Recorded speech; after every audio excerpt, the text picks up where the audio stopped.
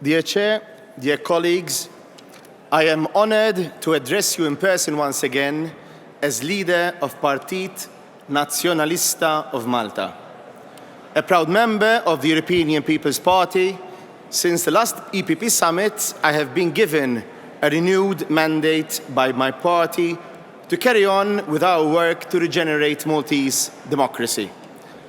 Because we believe democracy must be fought for in Europe and wherever European values seek to thrive. This is why, in this forum, nothing commands our attention more than the fight for democracy in Ukraine. The situation in Ukraine adds another dimension to an array of crises that is gripping our continent. Partit Nazionalista extends its solidarity with the embattled Ukrainian people. Throughout his address to European legislatures, President Volodymyr Zelensky has maintained that the war brought to his nation is our war as well. And he is right. This is why the European Union must continue to defend Ukraine with its support. On its part, Partit Nazionalista has repeatedly called on the Maltese government to redouble its efforts and abide by its commitment to implement the EU sanctions packages against Putin's Russia. While Malta is small and constitutionally neutral, its people are not morally neutral. Partit Nazionalista recognizes that the breach of such fundamental tenets of international law as the territorial integrity of a nation, state, endangers all law-abiding countries. The war in Ukraine informs our direction on combating other crises. In the context of climate change, the modal shift in energy should complement the shift away from Russian energy.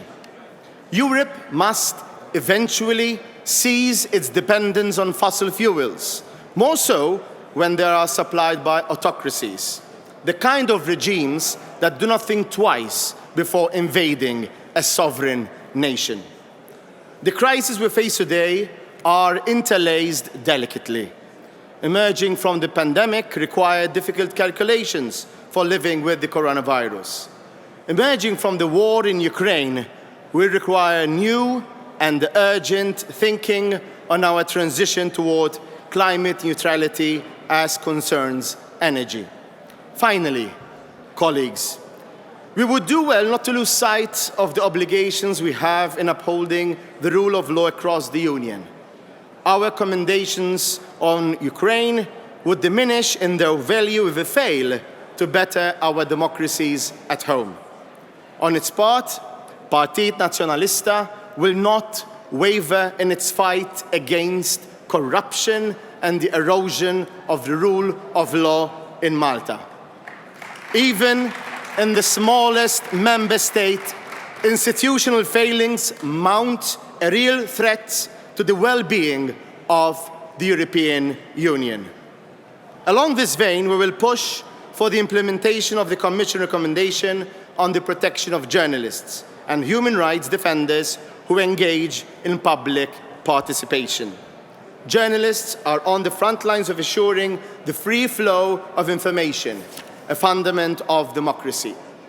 May we be swift in learning from a brutal lesson that our government in Malta has unfortunately yet to heed, that of the assassination of Daphne Caruana Galizia.